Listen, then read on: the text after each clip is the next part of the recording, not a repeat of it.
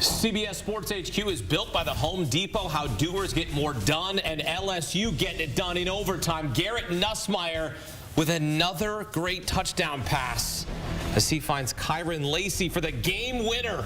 You don't just walk into Death Valley and get a win. It's where opponents' dreams come to die in a top 15 showdown with Ole Miss. Welcome to two-time Super Bowl champ Bryant McFadden and CBS Sports college football writer Richard Johnson. And we will momentarily welcome 24/7 Sports college football analyst Brad Crawford. A top 15 matchup in Baton Rouge. 30 seconds left on 4th and 5. Garrett Nussmeier throws a dime of a touchdown to Aaron Anderson to tie the game to force overtime. Ole Miss kicks a field goal. LSU gets the ball back. And as we just showed you, Nussmeier delivers again a touchdown to Kyron Lacey for the game winner. This has massive implications. Ole Miss second loss to Kentucky. Are they out of it?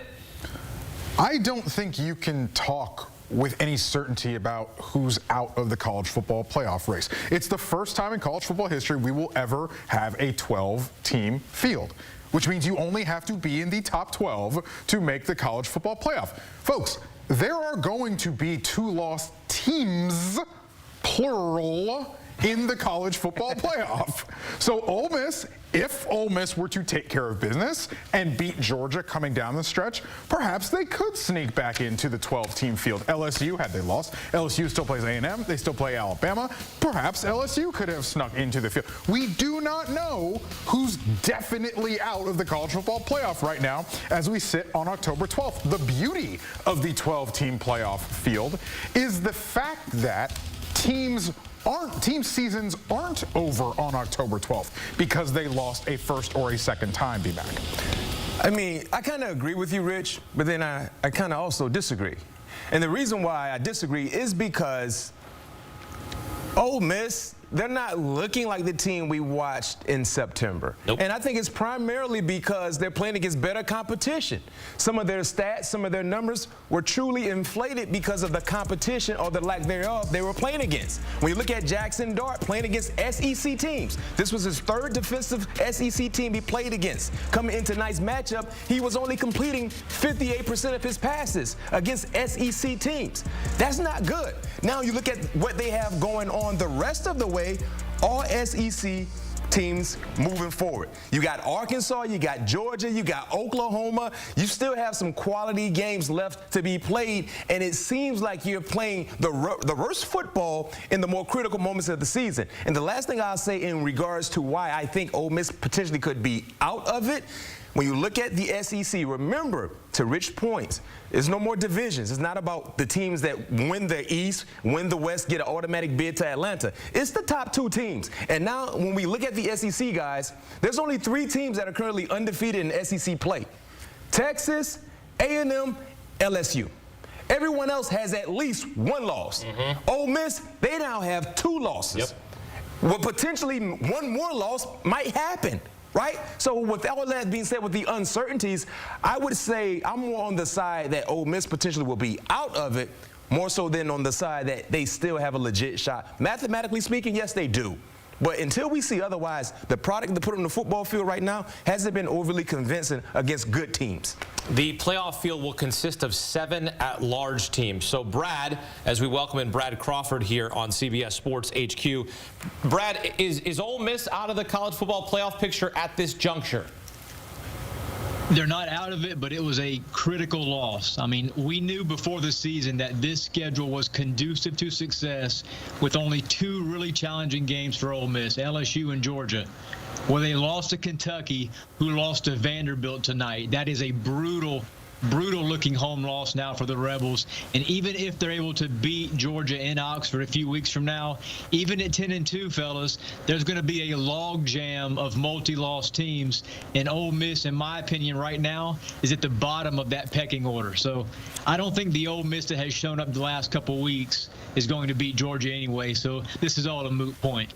Well, I will say that as a friendly reminder, Death Valley is where opponents' dreams come to die. So maybe Ole Miss's dreams died on this night in Baton Rouge because, look, you're going to have to beat Georgia.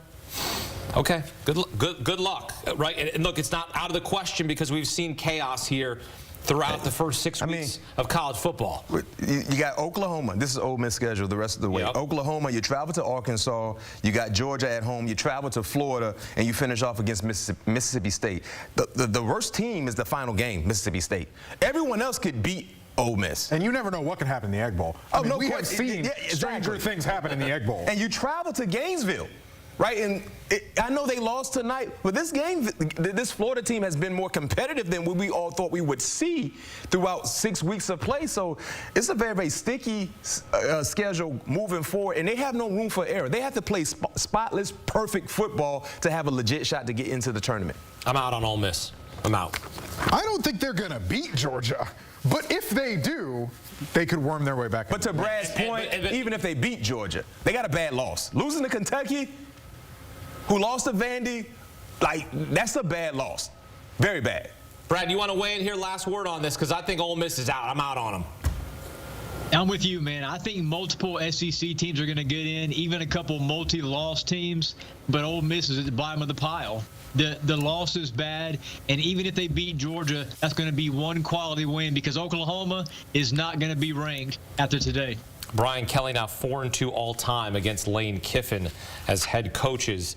And also on this night, a big win for Dan Lanning, his first win against a top-5 program.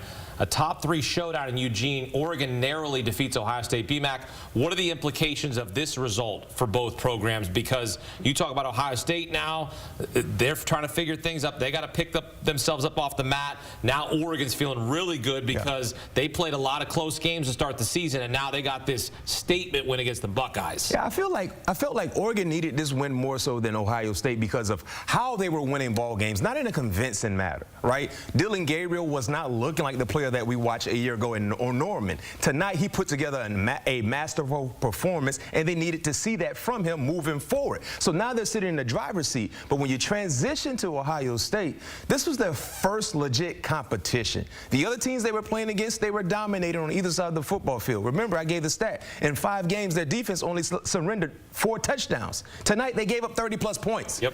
That's not good. And now when you look at what Ohio State has moving forward, they got to go to Happy Valley. And if it's a night game, it's probably going to be a whiteout affair. And that's a difficult situation to walk in, especially when you look at this year's Penn State team that we're watching. This is a talented team that will have a lot of confidence. So we could be living in a world, if Ohio State don't take care of their business against Penn State, the Big Ten championship might not have the Buckeyes involved. And that's something that no one thought could be a reality if we go back to having these conversations in July and early August. You want to talk about margin? Ohio State's got no margin. Ohio State has 0 margin coming home. They have to win out. No questions asked. That's the end of the story. Yeah. I think Ohio State has to win out. This is their schedule right here, right? Brad, Ohio State has to win out, right? I kind of agree. It has to win out because it has to have some quality wins. Yeah. I mean, Indiana's going to be a tough game, second to last week of the season. And then the Michigan game. Ohio State hasn't beaten Michigan in 3 years. So we can't just chalk that up a month from now as a win already. So, I mean, as was mentioned, this was a big loss for Ohio State, but I think it was a bigger game for Oregon because we know that Ohio State's talented enough to still get back to Indy. Yeah, that's going to be a huge game first Saturday in November for Ohio State on the road at Penn State, because that's going to be sort of the measuring stick for the Nittany Lions, right? They beat USC on this day, but if they can beat Ohio State, they really go from a pretender to a contender or perhaps an apex predator. Speaking of being an apex predator, Alabama and Tennessee not apex predators on this day. It was Survive and Advance Saturday. 7th-ranked Alabama, coming off a loss to Vanderbilt, hangs on to beat South Carolina at home. 8th-ranked Tennessee, coming off a loss to Arkansas, narrowly defeats Florida at home in overtime after the Gators forced overtime with 30 seconds to play in regulation. Richard, let's start with the state of Alabama. What is the state of the program 1 week after we have fans nitpicking Kalen DeBoer's T-shirt choice on the sideline? They were mad he wasn't wearing a polo in the loss to Vanderbilt. Well, he had a hoodie on today. Yeah, he had a hoodie. It looked a little warm and he had a hoodie on, so I don't know how that goes. I think Alabama remains sloppy. I hold Jalen Milroe personally responsible for 5 points South Carolina scored in this game.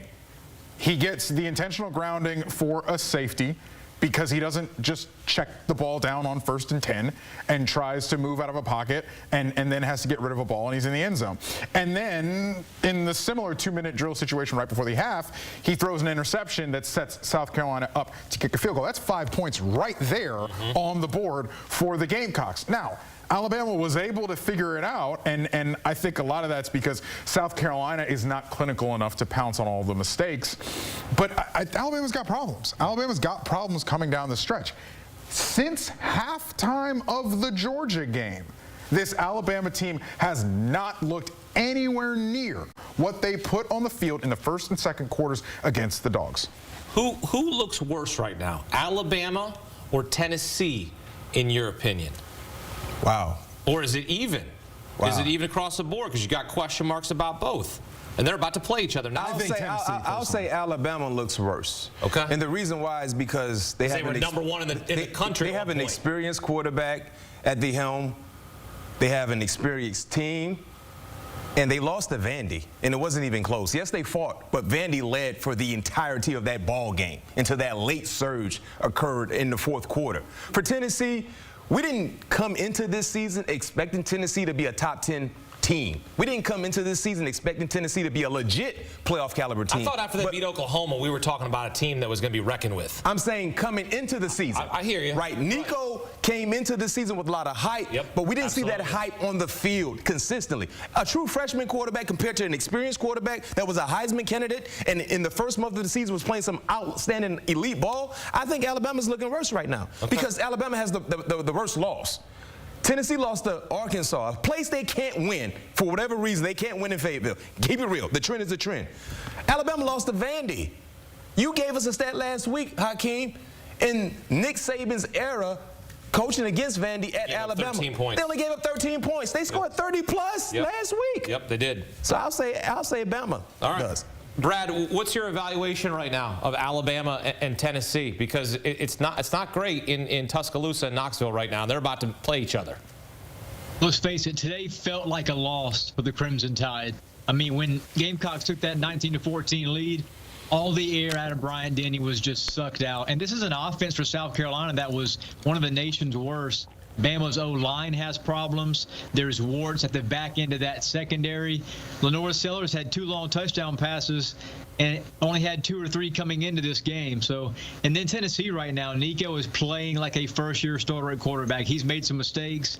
He's missed some open guys, and they had to lean on that run game late against Florida to win that game. So, you know, Alabama, Tennessee does not have the marquee flair that we thought it would have, say, 2 or 3 weeks ago. Yeah, that's fair. I can appreciate that, but whenever Alabama and Tennessee get together, it's going to be fun.